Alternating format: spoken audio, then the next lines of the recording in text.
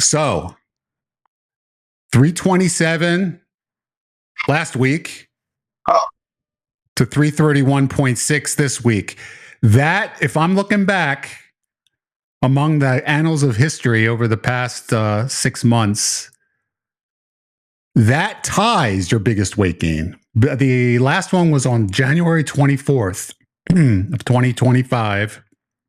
You weighed in at a 4.6 pound increase. So what did not happen back in January was a 10-hour drive home from visiting me. So we do know we factor in around 3,700 calories, give or take, which was half of what you consumed when you came to see me. We did agree on you cutting that in half, and you according to you were able to live up to that promise. But what this tells me is when you saw me, when you came to see me, if you consume 7,500 calories, and we did the calculations, that's approximately correct, and 925 grams of carbs and 400 grams of fat on a Sunday on the way to see me, and by Friday, you lost 0.3 pounds.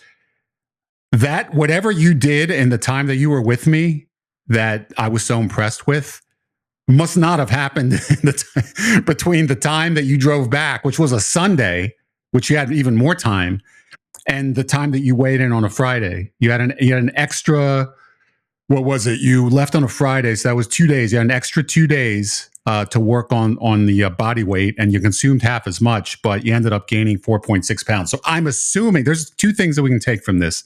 I'd love to know what happened between Sunday and Friday. And number two, what you did with me must have been pretty incredibly effective when you consider that you ate twice as much on your way to me at around 7,500 calories, and you ended up losing weight. So what we did when you were, and I know what we did when you were together because I watched it from start to finish. That's pretty impressively potent if it was able to overturn what ended up happening on that one day. Unless the week when you left me, from the time you left to the time you weighed in, it was no holds barred. that 3,750 calories you consumed on the way home, it repeated itself for the next 5 days. Now I don't know. You tell me what ended up happening from the time you left my house, where you consumed around 3,700 calories on the way back. You cut it in half from the time your trip to visit me. You cut your drive home in half from 7,500 calories to 3,750. What happened in the days that followed that led to a 4.6 pound increase? Well, I'll compliment your deductive reasoning. You definitely concluded well that I did not carry out the same execution this week as I did to the week with you. When we were together. Yes. Not even close. Yeah. At the same time, it's awful to report this, but like I can't remember any specific joyful escapade, but I just know that every day there was a level of inconsistency, and I was consistently inconsistent for the first time. So like, I will remind you. I'm going through a little bit of some trouble right now. Okay, some trouble. Yeah. Tell me about the trouble. Trouble. Trouble is it's your middle name, so I want you to fill me in on what, because the trouble now going through my mind when you say trouble, I'm envisioning a lot of things. So please fill me in. Yeah. The focus, it's the mental, man. The mental is off, and if it's related to my, job situation, I think I'm really contemplating based on the results. I'm tempted from the last 2 weeks. I'm tempted to just take an extended leave and come visit you for a long period of time and see what kind of damage I could do over multiple weeks. Of course, that's not easy to do with a family and everything, but I feel like I was distanced in your presence, from a lot of the stress, and I think more than just stress, it's boredom as well. So like, I'm lacking focus in certain things that I've had focus on in outside of even the weight loss. So, and it's just like it's all one conglomerate of a mess. And I wouldn't say I'm like off the wagon, but at the same time, it's the focus is not there that it used to be.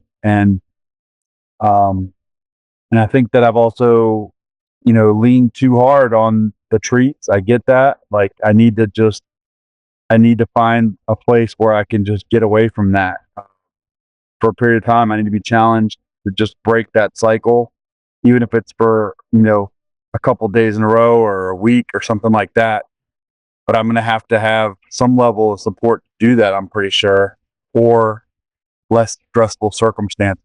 And so this is where the rubber hits the road with the addiction part, I guess. It's really, I felt like I was on easy street rolling for a while, but the external forces in my life are I don't like to use that as an excuse, but I definitely think they are playing a role in this. And I need to have my wits about me and just all the way focused in order to accomplish this goal. And, so it's challenging right now. I'm having a tough time. I understand. I really do. You're in a position where there is no routine in your life at this point in time. The job situation, the way that it is right now, it's in stark contrast to what it was before. When you were going into work and you knew exactly what was happening, you were able to structure yourself in such a way where you were losing 2 pounds a week consistently for first half of this. So for the first 3 months, you were on your trajectory at that time to by now be under 300 pounds. So that was the type of consistency you're capable of when you're following a routine and you feel relatively satisfied with the way that your life is going. Yeah. When your life is not going the way that you would like, when and there's some unknowns and you're trying to figure out what to do next and you're not on a routine, you're not on a schedule, there's not a regimen in place. Literally, each moment of the day becomes an opportunity to escape. Yeah. And that's what you're doing. Yeah, that makes sense. And you're not, because weight loss is not, I want you to tell me in your own words, because there are some people that are really passionate about weight loss. Like they just don't like the way that they look. They don't like the way that they feel. They want to do something about it. Like they feel as if that's a top priority in their life. I have to do something about this. It's hard. I stumble, but I want it. I want it so bad that I'm going to always pick myself up and I'm going to do something different than I did last time. And I'm not giving up. I'm not giving up. And I don't think you're giving up, but that's the type of person that's put weight loss as a top priority, where they can focus on that. And they really feel as if when they look at themselves, they're just not happy with what they see and they want to do something about it. In your case, I feel as if you're not, you really don't, you don't have a strong level of concern or disdain or frustration with the consequence of eating the way that you do. Like when you look at yourself at 330 pounds, it's not something you focus on. It's like you don't. In fact, it's probably something you drown out by eating even more. So it's not something you really think about. And I think you're a lot of what surrounds this, the addiction component, is that you do tend to desensitize yourself by escaping. And when you do that, you really don't focus on how you feel about anything, because that's the whole point. Like if you step back and the food isn't there and I have to start thinking about where I am in life and what do I want to do now? What are my goals and how am I going to get there? You start to feel certain things, and part of it's frustration, part of it's fear, part of it's anger, part of it's excitement. I mean, it's a mix of everything, but you're feeling a lot of different emotions. But when you're not taking that time to step away from the escape and actually look very carefully at what it is that you want to achieve, how you feel about where you are now. You just never think about it. So it's like, it's not even, I don't know if you ever really step back and have those moments where you take time and just start really, really analyzing, like, where do I want to go next? Like, where do I want to be? And what do I want to do to get there? And how important is this to me? Tell me how weight loss fits into that picture that I just described. Have you taken the time ever to really just sit down and ask yourself, like, how do I really feel about this? Like, is this really important to me? Is it something that I do because I know I should be doing it? So, I just kind of like do it. I do it because I know, like, ultimately it would be great if I could achieve this, but, it's not that important to me that I feel as if I don't achieve it, things really are going to change much for me. I just keep going through. I'd rather have the capacity to be able to use food to cope with life. I think that you could make the argument. I mean, because you only you can come to this conclusion. Someone can make the argument that's more important to me than losing weight. Like, I would rather have the ability to lean on this food than to weigh 230 pounds. I would much rather have that in my hip pocket to be able to take periods of escape and just loosen up, not even have to worry about protein and not have to worry about what I eat. I just eat what I want to eat. And that gives me something to always look forward to, not just once a day, but anytime during the day. Anytime that I want during the day, I can eat what I want, and it makes me feel like I'm free. I mean, just contrast the weight loss goal with wanting to be free and wanting to eat in order to escape and having that ability to do so at will. You're unbelievably. I mean, I tell you this, but I mean, it's true. You're ridiculously wise and observant. I mean, I don't even observe these things until you bring them up, and don't get too full of yourself. But I'm that trying not to, I but just you're not making I it have easy, to man. tell you while I'm thinking about it. So I like when things were in a groove for me, and I was able to, I mean, really channel a lot of my energy into something that I was passionate about, and that was work. Mm-hmm. That drive and that focus being there seems to have been really helpful in and just like I did have an overall game plan of, okay, look, for this period of time, I'm going to be able to lock in here, get in this routine, and even if it's slow and steady, it's going to be a productive routine. And for a long time, you had me, we were focused on the short term goals. That was good. Um, and but at the same time, like, it wasn't like that was my number one mission in life. Like, it wasn't even like it was just a part of the routine that was working. You know what I mean? Like, it wasn't even that much pressure, I felt like.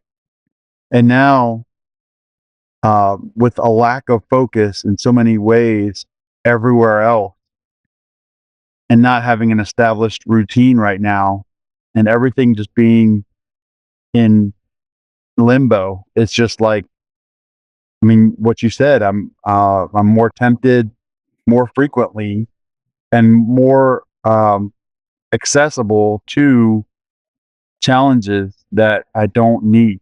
And so it's painful, man, because it's like I've made all this progress, I see it, and there's a part of me that has a level of satisfaction knowing that, like, okay, I recognize, and I know friends of mine recognize that there's been positive change, but it's not like this is my ultimate destination.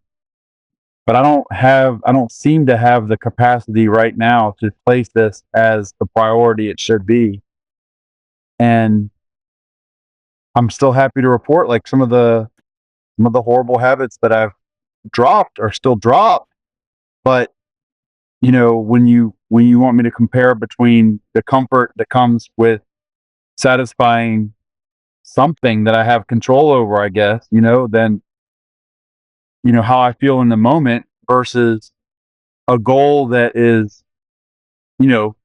far away. I mean, ultimately, like the, I guess the frustration that comes from, making it even weight, or, dropping a pound or gaining 2 pounds. It's like, in the short term, it means very little. Like I need something when I need it, and that's what I guess it's probably coming down to. Like, I'm weak. I need, if everything else is kind of just going crazy, I need something to just be happy with. You know what I mean? And it's sad, man. It's pathetic to say that out loud, but it's true. I mean, that's where I'm at. I was I was quite content in so many ways for so long during the positive aspects of this journey, and then it gets derailed, it seems like, by things that aren't always in my control. And again, not an excuse at all. It's not, I mean, I'm got to be accountable. I'm messing up, but I feel like if I feel like I'm going to be better focused again when things are more settled. And but it just seems like it's very, very challenging right now when they're not. And I mean, even a week ago, I was with you, and after my one day of debauchery, I was locked in. Right? I mean, being with you, spending time, and just, I was content in so many ways. It actually cast the shadow on the uncertainty, and it was just a joy filled visit. And I didn't have gaps where I felt like there was a need to fill. And it's like, you're bringing me conscious of this, because I've never thought about these things before, but there's an emptiness somewhere where if I get lonely, the car thing really stuck out. And then, um, I'm not lonely when I'm hanging out with you for a week. You know what I'm saying? We're having a great time. So, and I was able to completely be disciplined for what, 5 6 days, like 5 days. Yeah. So, yeah, I mean, like, there's a part of me that wishes I could just take a month or two off of life and just like come hang out with you and lock in and see what kind of damage I could do. But I mean, that's not necessarily the most realistic plan ever.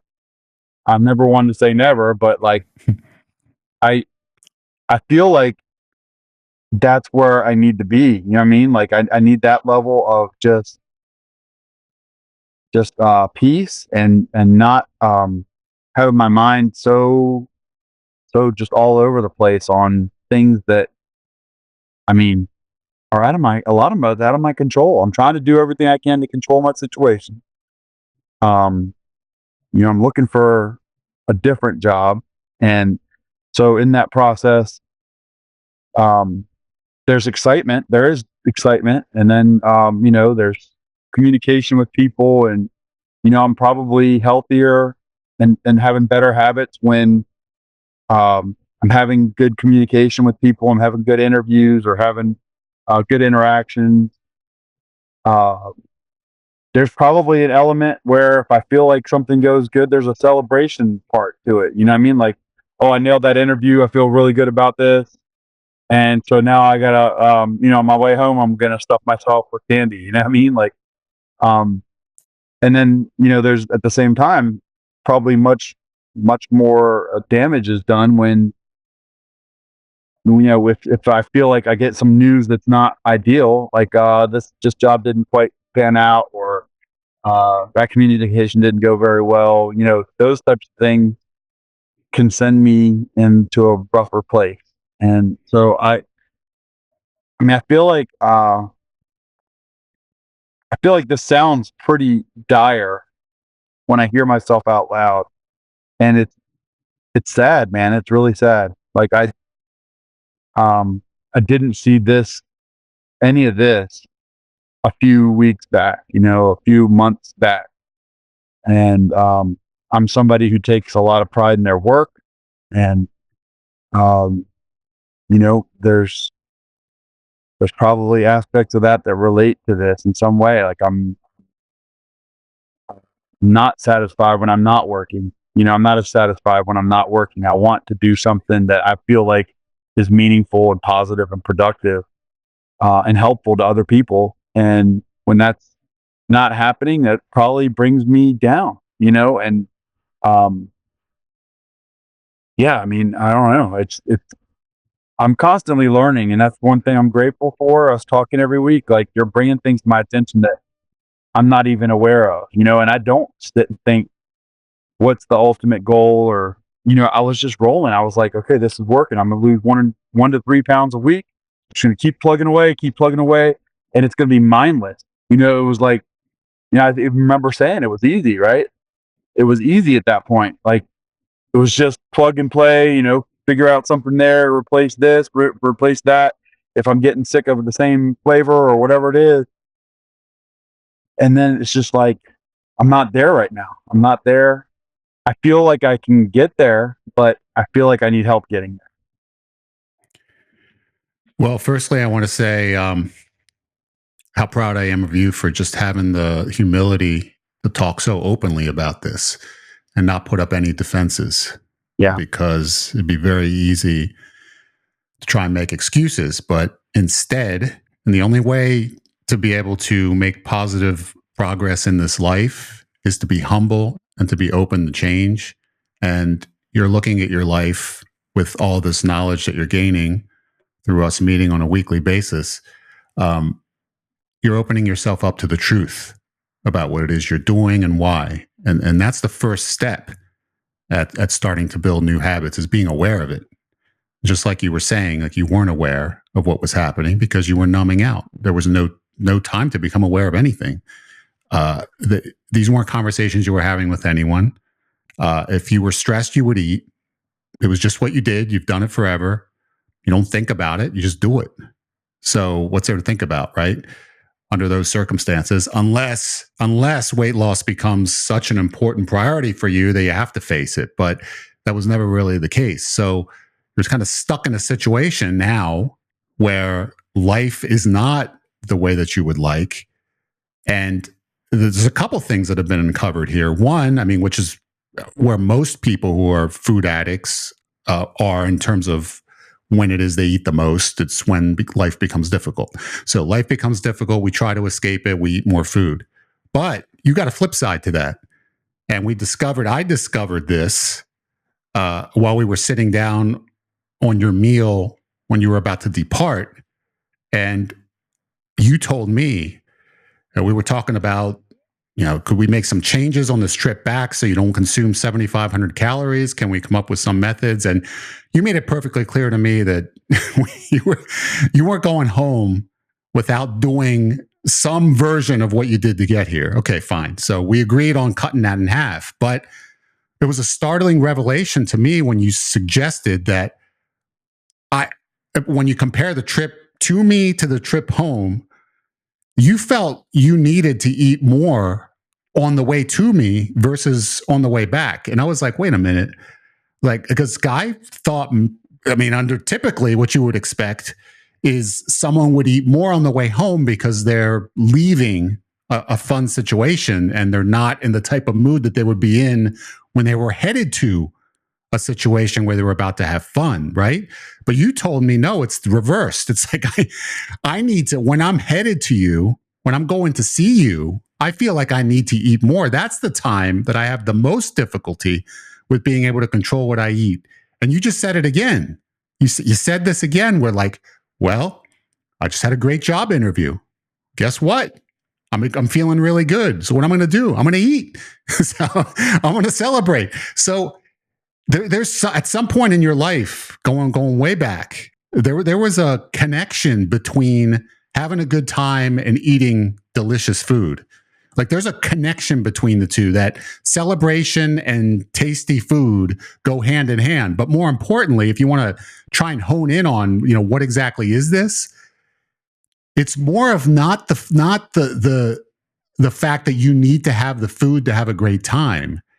It's that if something happens that you're excited about, in order for you to continue to be excited, You have to either A, have the food, or B, have someone there to really celebrate it with. It's one or the other. So when we're together and something great happens, you don't need to go out and eat that way because we're together and we can go ahead and make a big deal out of it. You're getting a lot of positive feedback from me. We're both excited about it. You're not alone. Remember, you're not alone. You're with me. So we're together. But when you're not together and it's just you, who am I going to celebrate with? Well, I'm going to celebrate with Snickers and I'm going to celebrate with cupcake. It's ridiculous, man. Right? I mean, and what? I think you're right, dude. It sounds pathetic, dude. Like, but it's embarrassing. It's what you built this. You built this habit of connection with food. Food is substitutes for human connection. Okay. It triggers so much of what you feel when you're in a good situation with someone and you're, good friendship, good relationship, whatever it may be. And you're able to really bond close with that person and really share these moments together. When you're by yourself and you want to celebrate, how are you going to celebrate by yourself? You really can't, but you can with food, right? Because food's taking the place of the other person you'd be celebrating with. So then I'm going to take in the food and then it feels like, this is a worthwhile experience for me. I'm actually celebrating. But you don't, like when we're together and you talk about spending time with me and being able to make progress, it's because great news can be celebrated with me. Like we can have that celebration together and you don't need to have that food to be able to take you to the next level because we got each other. So that emptiness that's there when you're alone and when you're by yourself, that's filled with food. That's been a habit that's been spanning, nearing 50 years now. That's tough. Of course it's tough to break. It is very tough to break. the first step is knowing that it's there, realizing what it is that the habit has been. And then, that's the first, and that's the step that you're coming upon now is being able to identify all the habits because you really weren't paying attention to any of it. You're a number, and a number doesn't do much time thinking about their problems. They just try to escape them, and the easiest escape is get me the food, and it shows. Like you can see when someone's obese, like they're using food as a source of comfort, like to a great degree. And that's the situation that you've been doing your whole life. So obviously when life gets stressful, you're on a job hunt, things aren't structured and regimented, food is going to be your stress relief in times of difficulty, but it's also going to be something that you celebrate with when you think things might be going in the right direction. It's twisted, isn't it? It's twisted. There's really no time not to pig out, dude. Bottom line. Right. So really, ultimately, this is where we're at. Things will become good for you at some point. You're headed. You're doing all the. I believe that wholeheartedly. I do. Right? I can believe that in my heart that it's all going to work out. I believe. I'm a believer, and I have full faith. But I'm still intoxicated with this uncertainty. I guess just not knowing myself what my destiny is at this point. For an extended period of time is troubling me. And I still have faith. I still believe it's all going to work out. But this waiting period, if you want to call it that, to figure it all out is driving me nuts. And this is what for sure. That's the consequence of it. This is what's doing it. Yeah. Well, just so you know that you're not alone. Okay. Dave Ramsey has said many, many, many times on his show over and over and over again, and people have said this when they call into a show, that when people are in debt and they're having financial struggles, if they're able to resolve that, suddenly, amazingly, miraculously, they lose weight. And the reason for that is the stress that's brought upon by financial burden and difficulty, of course, causes them to numb out with more food and they gain weight. And that is not a priority at that point to be able to deal with that because that's helping to make the debt feel less painful. So if you're in a situation that's not comfortable and you're using food as a source of comfort, the last thing on your mind is, I'm going to take care of the body weight issue by eating less food, while that financial difficulty remains. It's going to be, there are very few people on the face of the earth that would have the wherewithal to do that, right? So instead they take care of the situation with their debt, and then once they're debt free and once their finances are in order, suddenly they start losing weight without even really trying. Like, they're not even, but they're able then at that point in time to have the wherewithal to not use food for that source of comfort that they were during the periods of financial distress. So this is typical of mankind. Okay, that's not. I mean, there are millions and millions of people that will do this, and they'll do this, and not necessarily have done this their entire life, but they'll even do it just during periods of difficulty. So you're having what would be considered a period of intense stress in your life. So we know, based on past history, in the past 6 months, the first 3 months were great, 2 pounds a day average. So we know that when things are going reasonably well for you, you can get focused and you can lose weight. When things are not going well, this would be an example of the complete opposite of that. You're having a difficult time. Food is becoming more of a influence in your life because you're trying to escape the stress that surrounds you, and a 4.6 pound weight gain this week. So ultimately, the goal is to correct the issues that are pushing you away from your purpose. Because when you have a purpose, and when each and every day you're getting up with a reason and you're working towards something, that allows you to feel a sense of confidence, and then you're able to integrate the weight loss within that and make progress in all areas. That's not happening yet. So during the period between today and whenever it is that you get this resolved, the goal really needs to be to do as little damage as possible. I mean, if we're not going to get to the point of being able to have positive results week to week, I think a big win is if you could pause, if you can aim, like, I'm not going 4.6 pounds in a week. It could get really ugly a month from now. Okay, I could be at, pushing 20-pound weight gain, and I'm 23 pounds down from where we started. You could be right back at 350 again. Okay, that's a very distinct possibility. So that's the type of focus at this stage when things are difficult. That's the type of focus that someone who's using food as a coping mechanism to your degree has to put forth. Like, I don't want to spiral out of control. Like, I don't want that to happen. You have to be of the frame of mind that I have to put in enough mechanisms of control so that way I'm not on my way up week to week. That I'm just sort of staying within this range until I'm able to say, all right, now I'm ready to take that next level down and start making new progress and start making new records. Are you of the frame of mind that you think that you could devote yourself to that as being your standard until the job situation is resolved and you're on a normal schedule? I think that's a much more realistic goal, and I wish it wasn't the case, but I had to aim for that. I want to be making more progress, but I do think that's a much more realistic goal. How realistic is it? That's still going to take a lot of work, and I feel like I mean, this is, again, weak, man. I feel like there's a level, my gut tells me there's a level of dependence on some good news. Like, I need affirmation, some positivity, some things that just keep me in a positive focus.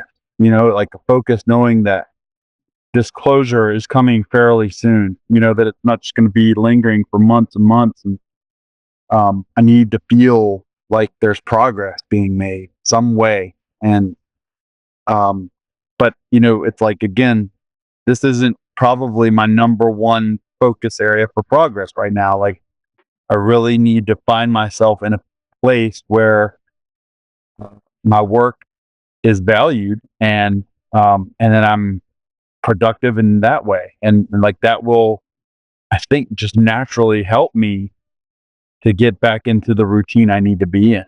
But like, yeah, without that level of structure, it's very challenging. And I've done better some days than others, but it seems increasingly challenging, especially when I think about, like, I wanted to be at 300 by now, like that's tough. So, You but know what's I just tougher? you know getting what's to tougher 350. I got you. is a month from now, Yeah. looking at that scale and seeing 352 pounds. Yeah, right. Like You're I'm right. 2 pounds away from where I No, started. you're right. I will lose it, man. I will lose it. So I hear everything you're saying. This is making a lot of sense. And I think it is ultimately very productive for me to sit here and go through this with you, because I would never take the time to just stop and understand what the hell's going on in my head. Like, this is mental as hell. It's so mental. Ridiculous.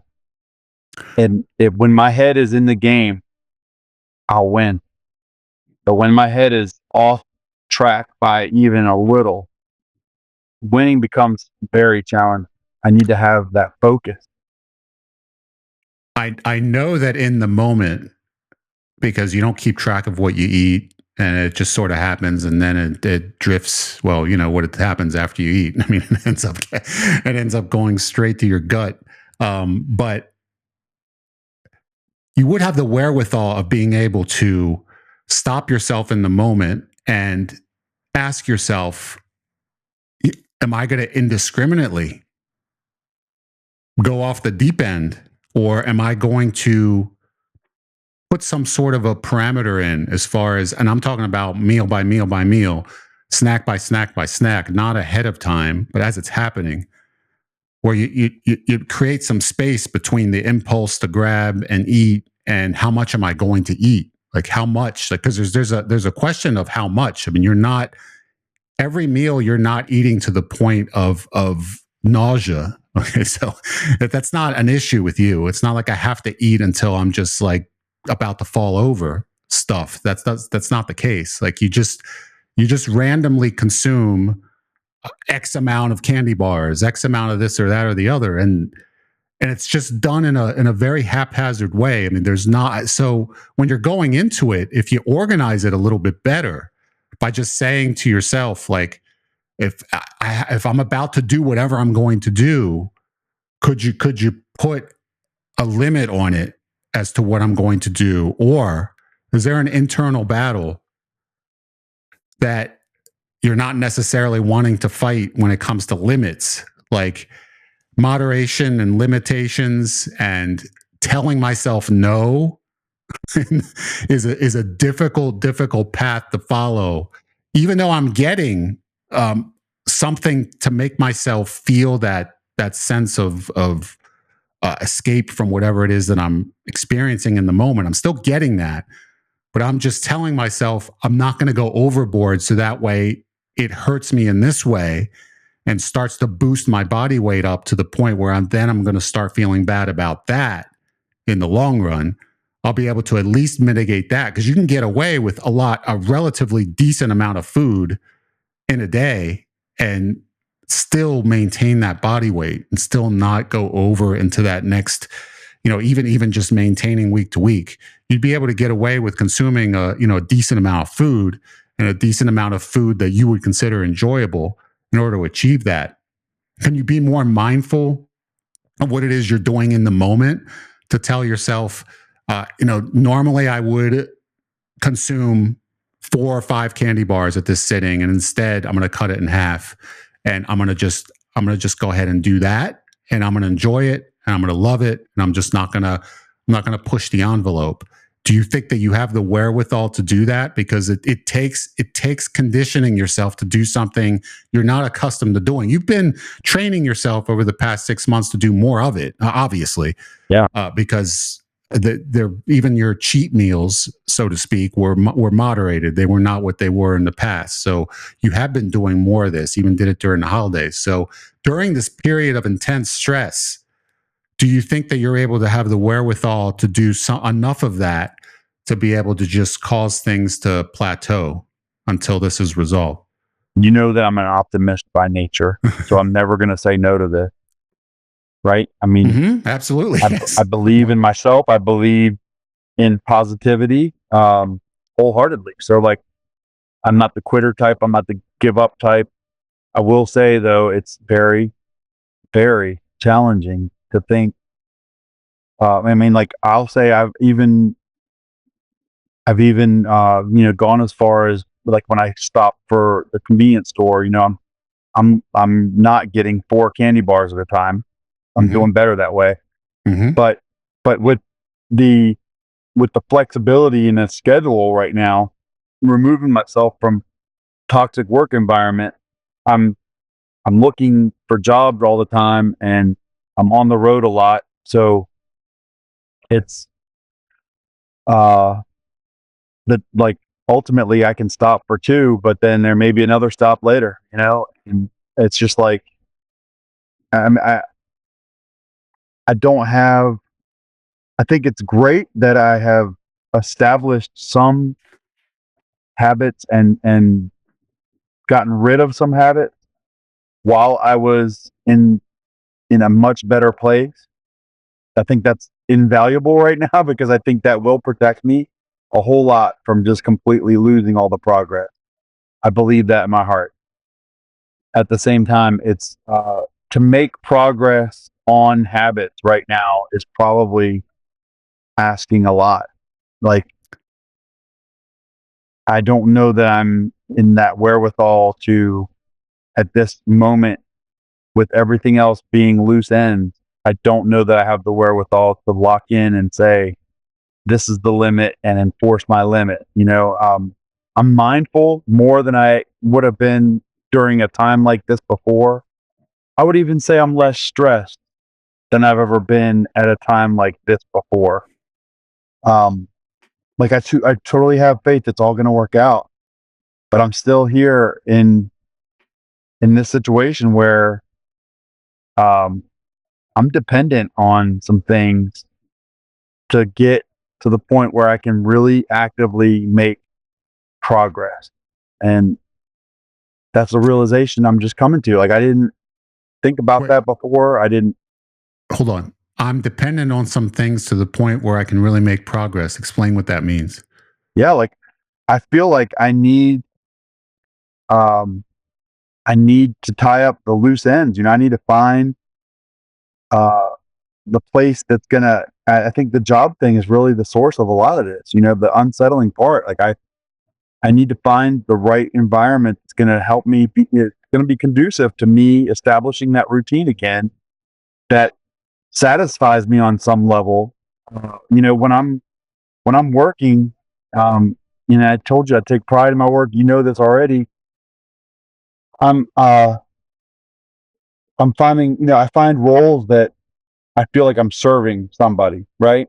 So that in itself probably, if loneliness is part of my deal, that's probably satisfying a great deal of it. I can get full on my work. Just like I'm getting full on candy bars when I'm driving in a car for 10 hours. Like I can focus so much on something that is positive and productive that I'm assigned to do, right? That's benefiting people. That is like therapy for me. That's like helpful. And when I'm taken away from that, um, and unfortunately, the situation I'm in right now, I need to be taken away from it because ultimately that's going to drive me more nuts. I've got a toxic situation and I have to be away from it. So, um, yeah, I just, again, I have full faith it's all going to work out. I trust,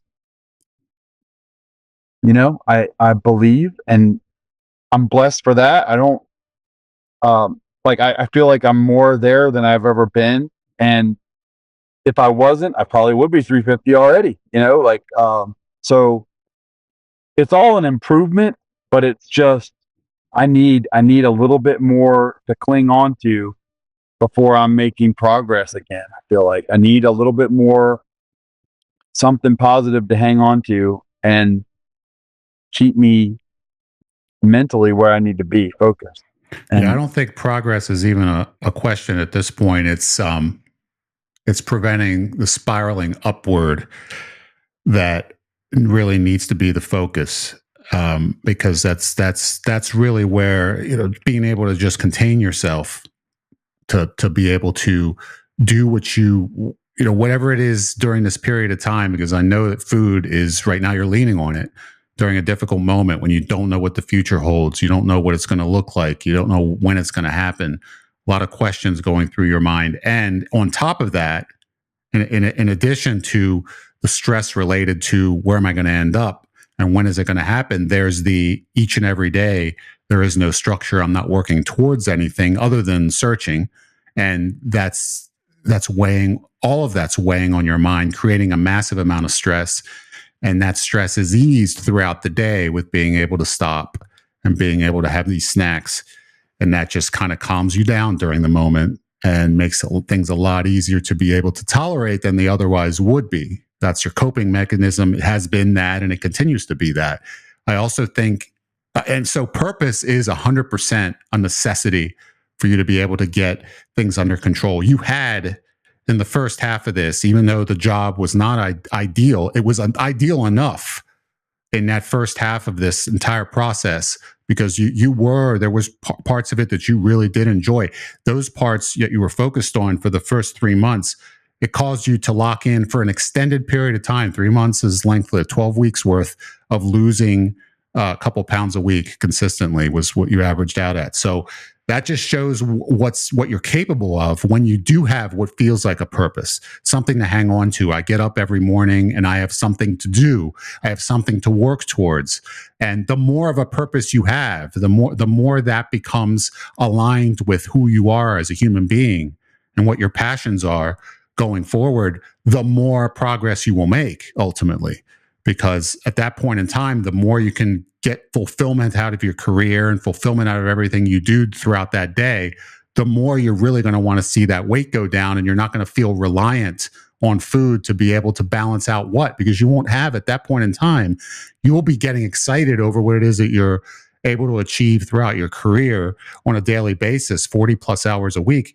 That's what's going to get you excited. And you're going to be able then to not have that's massive amounts of daily stress and lack of structure to be able to, that you're counteracting right now with food.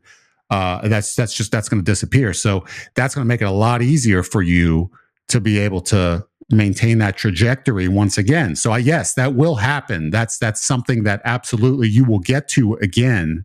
There's no doubt about that. I'm 100% confident that when the job scenario is rectified, you will be in a state of mind to be able to start moving down that road again, the way that you were before. The other component is, you're talking about driving around, you're talking about making stops. It sounds like there was a time in your life when you were young where some of the happiest moments that you experienced were doing exactly that. Like, were you taking road trips, stopping and getting your snacks and enjoy? Do you have a connection between specifically stopping for snacks on a road trip, and the amount of joy that you experienced during those moments as a youngster, that built that as a habit that you're living? Like, you're looking for joy somewhere, during all this turmoil.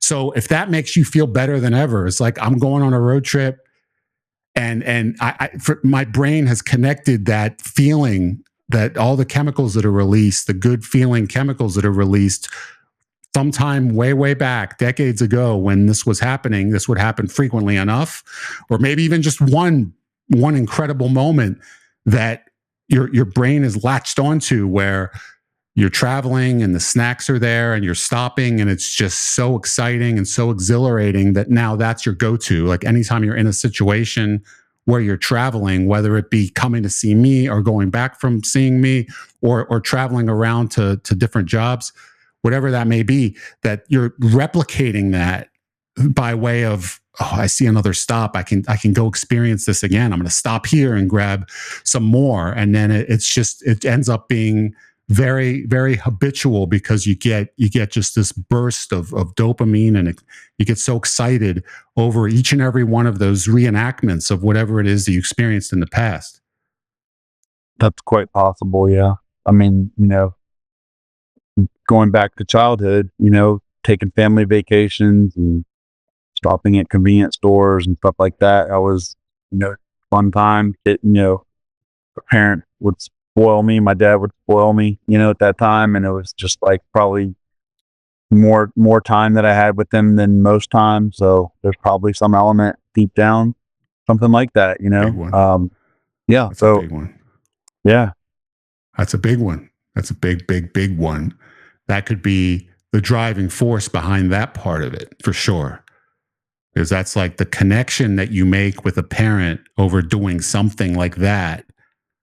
I mean, it transcends food at that point. The food is one aspect of it. Like you're getting the excitement and exhilaration from the food, but then you throw in the whole process of bonding with a parent in that circumstance, and it becomes, that whole routine becomes ingrained. Like that's fun. That's like the ultimate fun, is when I can repeat that over and over again, because I felt like a sense, if you take yourself back, like I felt a sense of connection with my father when we bonded over doing this together. And during road trips, I mean, you think about the connection there, and then how the brain latches onto moments when we feel amazing like that, where we feel like we're bonded with our parent over doing some particular activity. You just keep doing it going forward. It's like that's what you go towards. If you're given the opportunity to do it again, you just keep doing it because it feels great. I mean, even beyond just the food, just the connection that you're after, ultimately, you're able to get a sense of that, because it's been something that's been habituated within your whole psyche over the years from those moments early on, and it becomes a habit that follows you for the rest of your life. Yeah. Probably it.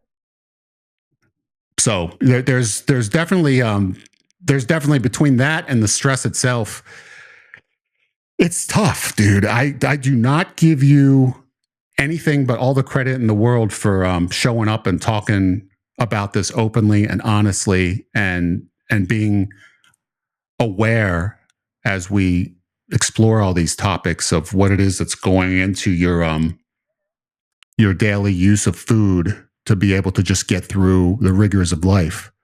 And the better life is going, the less reliant on it you are. The worse life is going, the more reliant on you are. And that's how all addiction goes. That's not just food, that's anything. And whatever the person's addiction happens to be, it's going to intensify as life gets more difficult. They'll go more for the alcohol, they'll go more for the gambling, they'll go for whatever it is that they do. That's what's going to become the mind is going to latch onto that to try and escape whatever it is that's difficult, because it gives them a sense of comfort in that moment. Unfortunately, there are consequences to it all, and the consequence here is that the more that's done throughout a week, the more likely the weight is going to rise. So the goal needs to be, throughout this time, see what you can do to limit the damage during these moments, so that way you can show up stepping on that scale and hopefully being able to come within a sort of a plateau stage until things are rectified and you can start making progress again, because that's a win under this circumstances. I think that's considered a huge win, to be able to hold on, because your life is not, this is not the circumstances that you're experiencing now. That's not the definition of your life. If it were, that'd be a different story. We'd have to have a completely different conversation then about your life. But if the life itself is hinges upon a temporary scenario like this, that you're trying to rectify, and you're doing everything you possibly can each and every day to come to its final conclusion. Once that's done, you can then start picking up like you did in the first 3 months, and making that progress and continuing that road to under 300 and beyond. And that's the whole point of being able to focus on what you've done so far, because I don't want you to lose sight of the fact that you've proven for a 12 weeks straight that when things are going reasonably well, you're able to do enough to be able to get some great progress. And I consider 2 pounds a week to be great progress. And so do you. I think now that's also a huge step in the right direction when it comes to your own psyche and looking at weight loss differently than you ever did before, because 2 pounds a day was what you were after in the past. And now, 2 pounds a week to me is an excellent figure on a consistent basis. And as we've talked, it's over 100 pounds a year. So you're in a position now to be able to pick that up when things are rectified, because you've proven that you can do it before. If you didn't have that proof, it'd be hard to believe. You look back and you say, if I haven't done anything, where's the confidence there? But there should be confidence built in showing that you did a 354 to 348 to 345 to 342 to 341, 340, 338, 335, 334, 332, etc. So you were on your way down consistently every single week. That just shows what you're capable of when things are going well enough in life. Yeah. When they're not going well enough like they are now, which is temporary, that's when it becomes a challenge and a real struggle. And every day, every meal, every hour, it's part of that struggle. And no one can live that but you. But you keep showing up here every week and we keep talking about it. And we just face the facts of whatever it is that happened that week. And we keep moving down that path until you get to the point where things start going your way enough to be able to start moving the scale down again. But we need to keep showing up, because that's the only way that you can get a sense of what it is that's happening during this time. The natural tendency would be to shelter yourself from anything that would be revealing as to what's happening during a period where you're having difficult moments. I don't want to know how much I weigh because it could throw me off the deep end. Well, that's the worst possible decision you could make, because if you don't have that information, there's nothing you can do about it. You're willfully, at that point, you're willfully trying to convince yourself to have the latitude to do as much damage as possible and not have to face it. Yep. And you won't be able to do that. Times. Yes. You won't be able to do that by showing up here every week. That's true. So let's just keep going down the path and see where it takes us. I'm all the way in, dude. I'm all the way in. I'm here for it forever. And that's in some ways comforting, because I know ultimately you don't lose till you give up. And I'm not going to give up. But that's awesome, man. But I'm just I'm ready for some things to tighten up a little bit so that I can feel this. Yeah. I mean, but yeah. Well, the one thing you got to give yourself credit for is you're doing everything you can do to make it happen. And inevitably it's going to work out. If you just keep doing what you're doing, it's going to end up working out in your favor, because you're not taking no for an answer. You're continuing to do what needs to be done. And as long as you're doing that and you continue to do that, which I have confidence you will, God will guide you to the right answer and you'll get to where you need to go. And so I'm confident about that. Obviously, in the meantime, it's frustrating. The frustration is, naturally how we're going to feel when we don't know what the future holds. And we really, as knowing how determined you are and how, like you said, you take pride in your work and you really do want to make a difference. Part of the frustration is right now you can't do that right now. You're not in a position to do that. And you want to be in a position. That's all you want, is just an opportunity to be able to make a difference. And you want to be able to do that as soon as possible. And you don't want any wasted moment. So yes, that's a naturally frustrating place to be, but you're going to overcome that because you're doing what's necessary to get to that point in life. And I have all the confidence in the world that you will get there.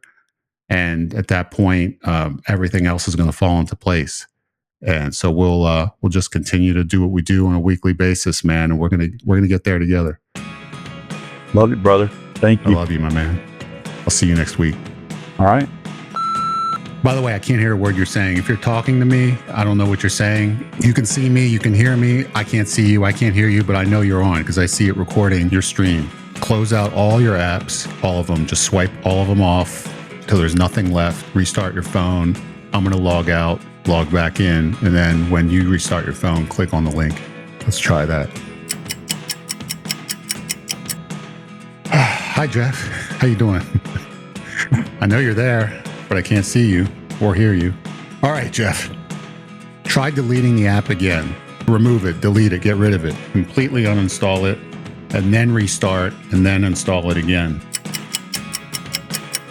I see recording 2 Jeffs at the same time. It's a very interesting prospect considering I can't hear or see either one of them.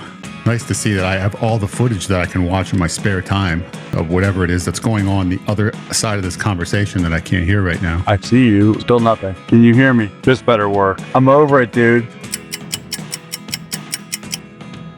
All right. Ah!